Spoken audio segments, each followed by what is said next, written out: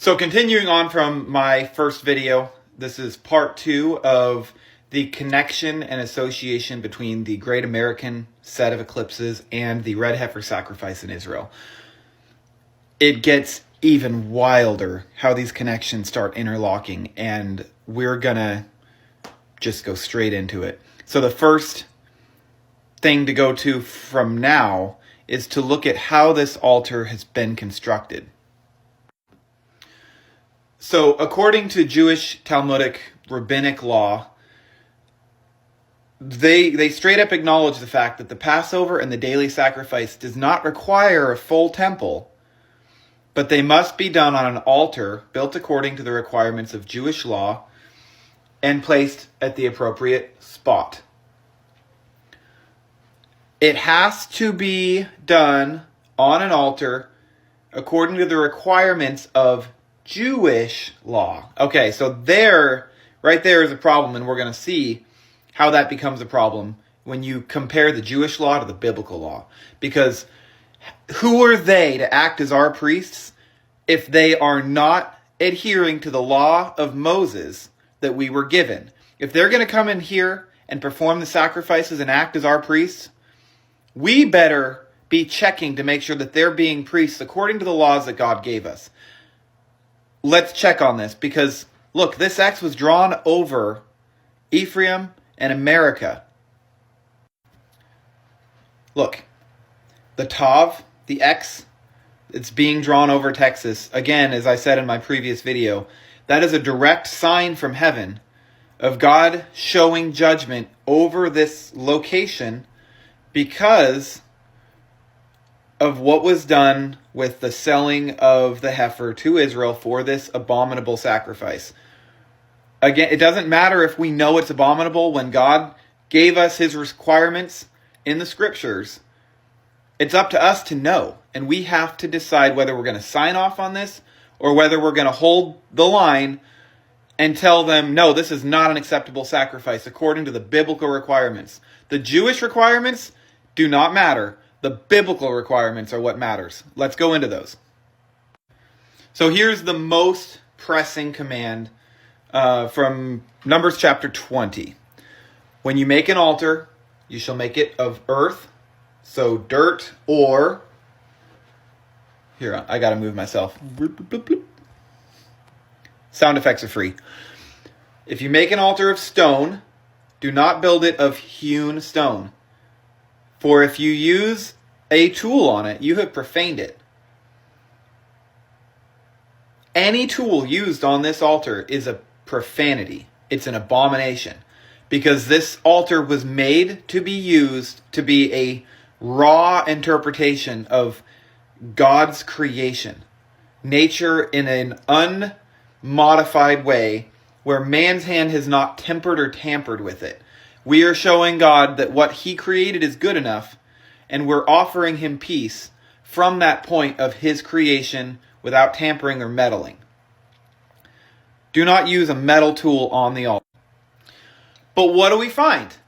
The altar in question is built out of bricks over a wooden frame, specifically not of stone, since Jewish law, there we have that Jewish law again, requires that the temple and its various structures not be made out of what has been cut. Guys, you've got to see the differentiation. When Yeshua was here talking to the rabbis, the chief scribes and the Pharisees, this kind of thing is exactly what he was rebuking them for. He said, why do you break the commandments of God for the sake of your own tradition? It says in Deuteronomy and Leviticus that you are not to add or take away from the law of Moses. If you add to it, you're throwing in yeast, and if you're taking away from it, you're cherry picking. You are to not turn to the left or to the right. So they built it out of bricks, which calls to mind the first brick structure, the Tower of Babel. But then you also have the bricks of Egypt. Bricks symbolically in the Bible and all of the Eastern Semitic mindsets, a brick is conformity. It's man's power over nature. It's our ability to take what is uncut and raw and make it smooth and perfect and flat, in direct contradiction to the command. So, look at, this is the superstructure, or the ramp they've made for this altar. The actual altar is not shown here.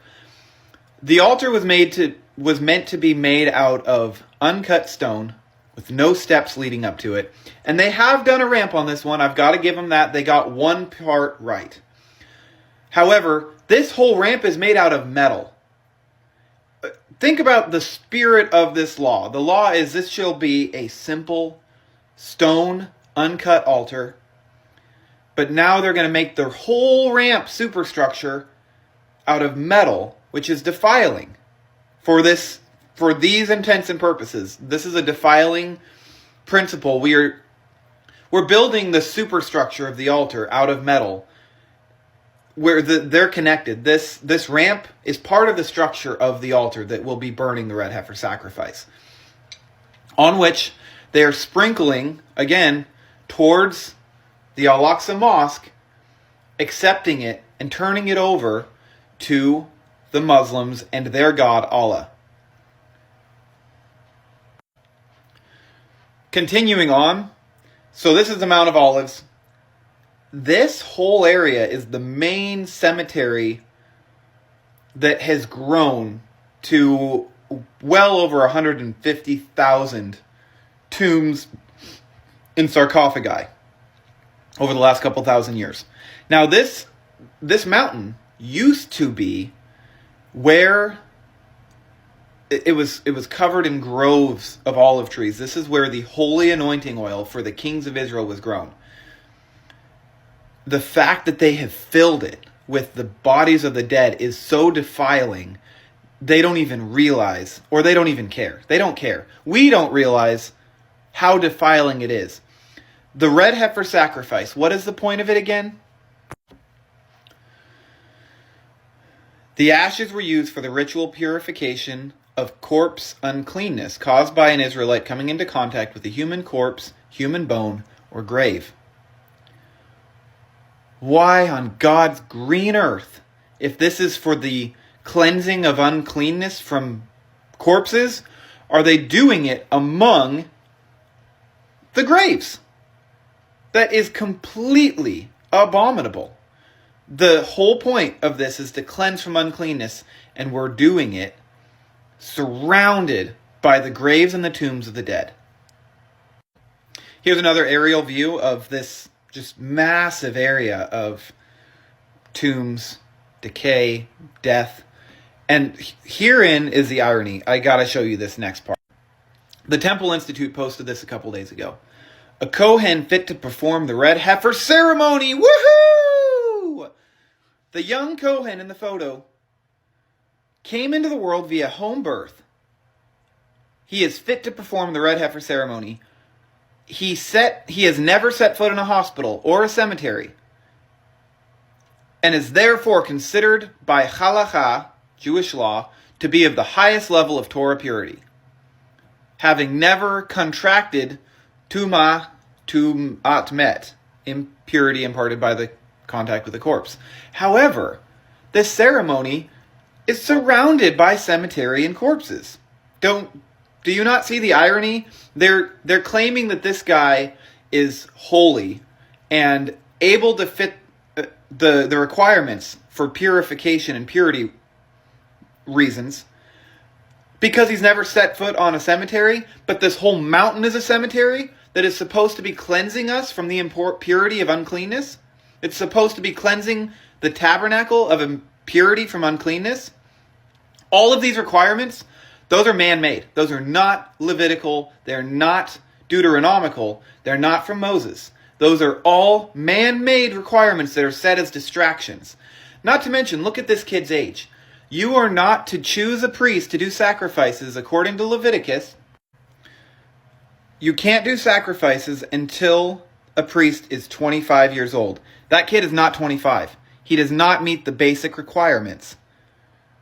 we're going to finish this up in a third video because this is just getting started.